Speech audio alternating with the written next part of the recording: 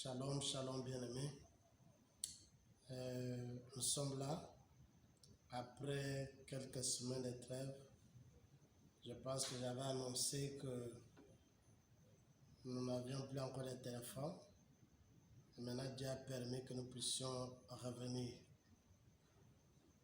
Voilà, ce soir, nous continuons avec notre étude sur Genèse chapitre 16, dont on parlait d'Abraham, Sarah et Agar.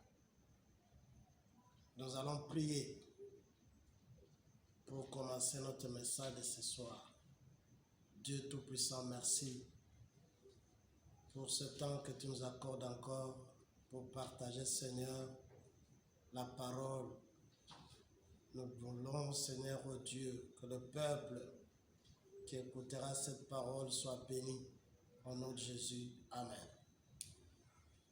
Si nous pouvons prendre nos Bibles, nous sommes dans Genèse chapitre 16. Nous allons lire seulement 6 premiers versets. Sarai, femme d'Abraham, ne lui avait point donné d'enfant. Sarah avait une servante égyptienne nommée Agar. Et Sarai dit à Abraham, « Voici l'Éternel m'a rendu stérile.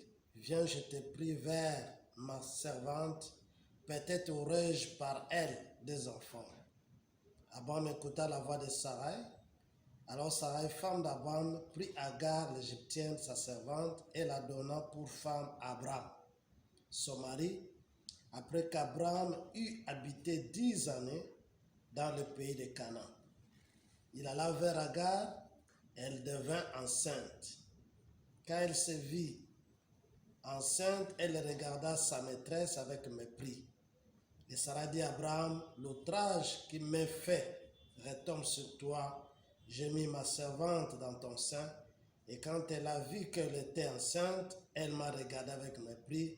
Que l'Éternel soit juge entre moi et toi.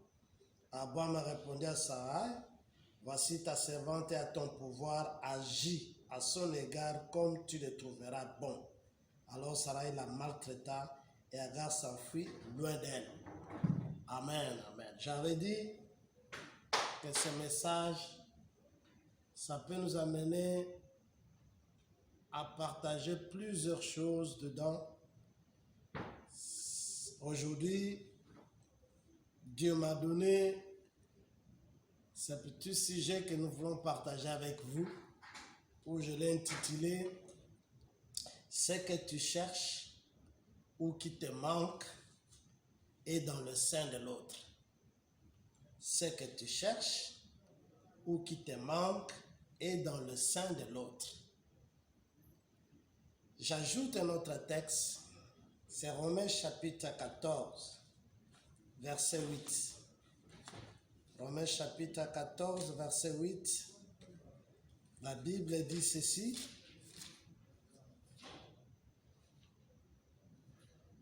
Car si nous vivons pour le Seigneur, et si nous mourrons pour le Seigneur. Soit donc que nous vivons, soit que nous mourons, nous sommes au Seigneur. Ici, je voulais partager cette pensée avec vous, disant que il y a un principe que nous voulons étudier avec vous. Lequel principe? C'est que de ne pas vivre pour soi-même. Ne pas vivre pour soi-même. Jésus lui-même, dans sa vie terrestre, je pouvais dire qu'on l'a appelé guérisseur de malades. Pourquoi? C'est parce qu'il y a eu des malades. S'il n'y avait pas de malades, on n'allait pas accepter que Jésus guérissait les malades. Même dans son statut de compatissant, il devait avoir des gens qui souffrent pour qu'il démontre qu'il était compatissant. Donc les gens ont aidé aussi Jésus dans son ministère pour qu'on le découvre. Jésus, la résurrection, comment on a su que Jésus pouvait être la résurrection? La première chose, il fallait que Jésus rencontre la fille de Jairus, qui était morte dans Marc chapitre 5, du 35e au 42e verset. Jésus rencontre un cortège d'une fille unique, morte, et Jésus va toucher le cercueil. Et quand il touche le cercueil, Jésus donne la vie à une fille. C'est alors que ses disciples ont compris que mais cet homme ici, il n'est pas n'importe qui. Ni t'étais cette fille-là, on n'allait pas croire que Jésus est la résurrection. Ce n'est pas même avec la fille. Il y a aussi l'histoire de Lazare, dans Jean chapitre 11. Lazare malade, on appelle Jésus. Jésus, sachant bien que peut-être l'autre fois, ce que j'avais dit, les gens ne peuvent pas croire. Il faut que Lazare meure. Et quand j'irai, je dirai aux gens que Lazare, malgré qu'il était enterré, parce que la fille, on ne l'avait pas encore enterrée, mais Lazare était déjà enterré. Et Jésus va jusqu'à la tombe pour dire à Lazare, sors. Donc Lazare a servi à Jésus que je suis la résurrection. Voilà, bien-aimés. Toutes ces choses, je voulais dire, ce que tu ne peux pas vivre pour Jésus seulement. Vivre pour Jésus, ce n'est pas vivre pour soi-même. Comme nous l'avons lu dans le livre de l'épître de Paul aux Romains. Et pour ne pas vivre pour soi-même, j'ai retenu 3 choses. La première chose, c'est la considération de l'autre. Première chose, c'est la considération de l'autre. Deuxième chose, ne pas regarder à soi-même. Et troisième chose, c'est accepter le bien-être de l'autre. Première chose, revenons à la première chose, la considération de l'autre. Qu'est-ce que je voulais dire là-bas, bien-aimé? La considération de l'autre, c'est-à-dire ne pas mépriser ton prochain. Ne méprise pas ton prochain, quel que soit son présent, parce que Dieu peut te cacher son futur. Tu ne sais pas quelle richesse qui est cachée en lui, la personne que tu méprises. Matthieu chapitre 19, verset 19, Jésus a dit, aimez ton prochain. Aimer son prochain, ça veut dire, c'est les valoriser. Valoriser ton prochain. Valoriser celui qui est à côté de toi. Tu ne sais jamais. Tu ne sais pas ce qu'il sera demain. Tu ne sais pas ce qu'il peut faire. Le prochain n'est pas celui de ta tribu seulement, ou ni de ta famille. Le prochain, quand on parle de prochain, si on n'a pas précisé s'il est de ma tribu, s'il est de ma famille, c'est-à-dire toute personne que je rencontrerai, qui est à côté de moi, c'est mon prochain. Amen, amen. Il n'y a pas, c'est pourquoi il y a un principe que j'ai toujours dit, il n'y a pas de toi sans moi. Donc si tu existes, tu dois avoir aussi besoin de moi. Ça c'est le premier point, la considération de l'autre. Deuxième point, ne pas regarder à soi-même. Ne pas regarder à soi-même, ça veut dire ne pas négliger quelqu'un dans ta vie. Je reprends, car tu ne sais pas. On ne sait jamais, comme le disent les Quinois, on ne sait jamais. La vie a des surprises. Laisse-moi vous amener dans l'histoire d'Élie. Un roi, chapitre 17, du premier verset jusqu'en bas. Élie avait une mission. Il avait reçu une grande mission de montrer à tout Israël qu'il y avait un seul vrai Dieu. Et Baal n'était pas Dieu. Et à cela, Dieu va provoquer une confrontation des prophètes de Baal avec Élie. Et qu'est-ce que Dieu a fait? Dieu a donné la victoire à Élie. Élie aussi l'a compris que ni t'étais le prophète de Baal, Waouh, ni t'étais le prophète de Baal, il n'allait même pas comprendre quelle était la mission que Dieu avait confiée. Quand Élie a invoqué le feu, parce qu'Élie n'avait jamais fait cela. Quand il a invoqué le feu, c'est alors qu'Élie a compris que non, en moi là, il y a quelque chose. Mais qui a servi Élie pour qu'on le découvre? C'était le prophète de Baal. Amen, amen. Je continue pour dire, après cette confrontation, le prophète de Baal avec Élie, ce dernier sortit vainqueur. Et après cette victoire, Dieu envoya Élie pour se cacher. Je ne vais pas ouvrir une brèche là-bas. Mais laisse-moi un peu parler. Que si jamais Dieu te donne une victoire sûre, soit sur un combat quelconque, que cela ne t'amène pas à s'enorgueillir. Parce que après une victoire, tu peux encore être vaincu demain. Dieu a envoyé Élie de se cacher près des torrents de Kérit. Élie était poursuivi à cause de l'exploit qu'il avait fait. Amen, amen.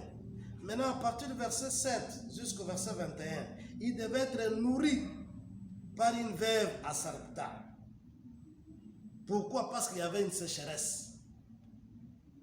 Et Sarepta se trouva à 135 km de Kérit, là où il devait se cacher. Il est à Kérit, la distance pour arriver à Sarepta, parce que Dieu l'avait dit, je t'envoie, lorsque tu vas te cacher, moi je t'envoie vers une veuve à Sarepta qui va te nourrir. Élie devrait toujours obéir. Élie, il s'est posé des questions dans sa tête. Moi, être nourri par une veuve. Parce qu'en Israël, à cette époque-là, une veuve était considérée comme une pauvre. Mais comment Élie, on va l'envoyer vers une veuve? Selon moi, malgré son onction, il y avait une chose qui lui manquait. Qu'est-ce qui manquait à Élie? C'est la nourriture. Amen. Élie, malgré l'onction, mais il y avait quelque chose qui lui manquait. Mais pourquoi avec cette onction-là, Dieu ne pouvait pas le donner? Parce qu'avant, Dieu avait envoyé les corbeaux. Mais cette fois-ci, Dieu a envoyé Élie chez une veuve. C'est pour dire à Élie que quel que soit le niveau que tu as atteint, tu dois avoir encore besoin des autres. Amen, amen. Et voilà, Élie est nourri par une veuve. Par une veuve. Malgré ton onction, je l'avais dit. Et l'homme de Dieu doit avoir la considération des autres. Quel que soit ce que nous sommes, quel que soit ce que tu peux être homme de Dieu, tu dois avoir la considération des autres. Parce que, bien aimé, il n'y a pas de pasteur sans brebis. De même, il n'y a pas de docteur sans malade. Amen. Troisième point. Accepter le bien-être de l'autre. Si tu veux être béni par Dieu, il faut bénir d'abord les autres. 2 Rois chapitre 4, verset 2-4. Il s'agit d'une femme, d'entre les femmes des prophètes. Élisée a trouvé cette femme-là qui avait des dettes. Mais pour résoudre le problème de la femme, Dieu a dit à Élisée que cette femme-là aille vers ses voisins. Il est possible que peut-être c'était une femme, comme elle était la femme des prophètes. C'est possible qu'elle avait un certain niveau d'où il ne pouvait même pas considérer même ses voisines. Dieu s'arrange pour lui dire, ce qui te manque, tu dois chercher chez les autres. C'est comme ça qu'il va l'envoyer. Va, prends les récipients chez tes voisins et amène-le. Et il y a eu un miracle. Laisse-moi faute de temps. Je suis en train de parler de ces choses. Oui. C'est pourquoi il est possible que cette femme-là négligeait les autres. Dieu s'est arrangé pour qu'elle comprenne qu'il faut savoir que ce qui me manque, je peux trouver chez les autres. La preuve en est qu'elle s'est servie de ces récipients sans que ses voisins viennent réclamer. Voilà la leçon que nous devons tirer, bien-aimés. Femme de servante, femme de serviteur de Dieu.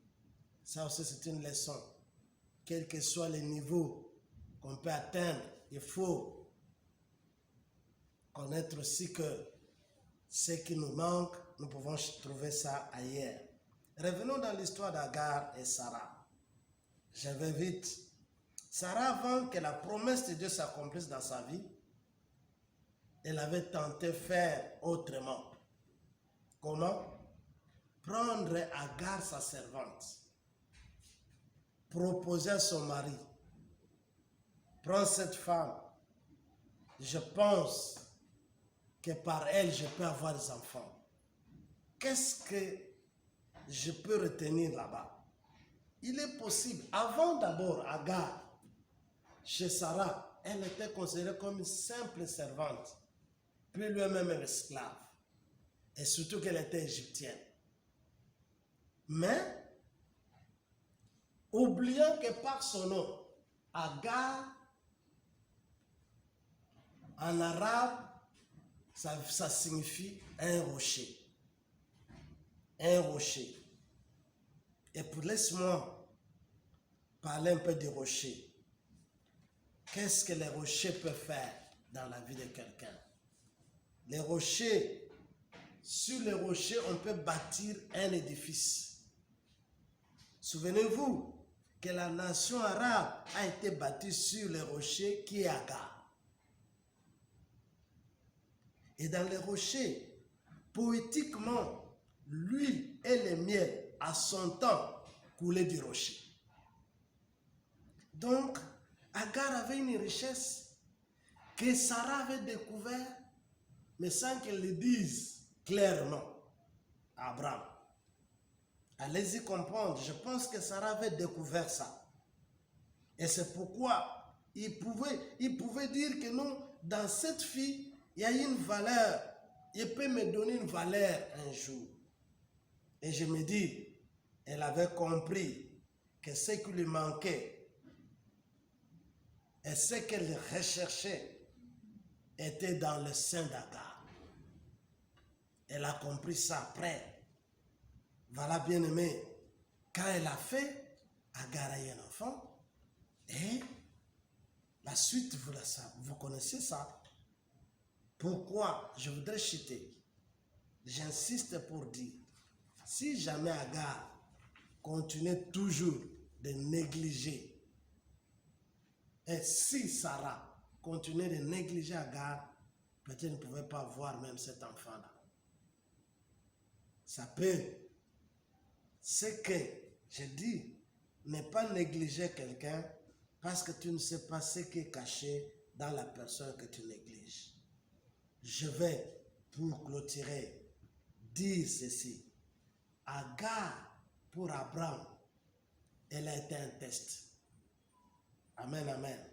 Elle était un test pour Agar, pour démontrer que, pour Abraham, pour démontrer que la semence que portait Abraham était une semence qui pouvait produire. Et parfois aussi Agar pouvait se négliger.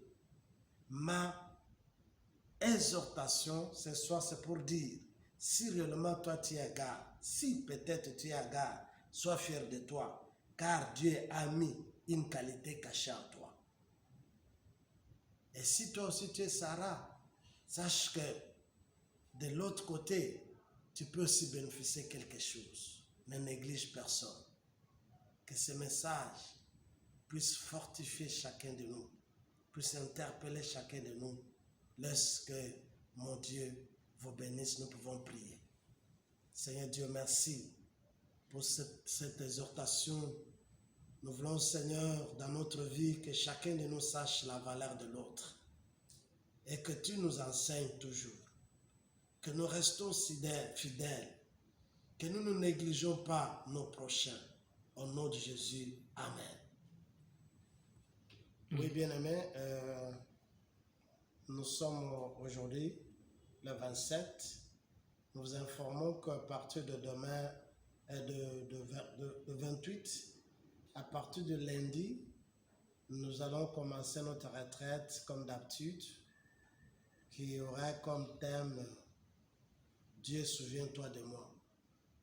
C'est du lundi au dimanche 5 juillet. Nous supplions à tout le monde que nous avons de devoirs. Le devoir, c'est quoi? C'est que nous devons payer notre loyer si jamais Dieu nous a bénis. Merci, que Dieu vous bénisse.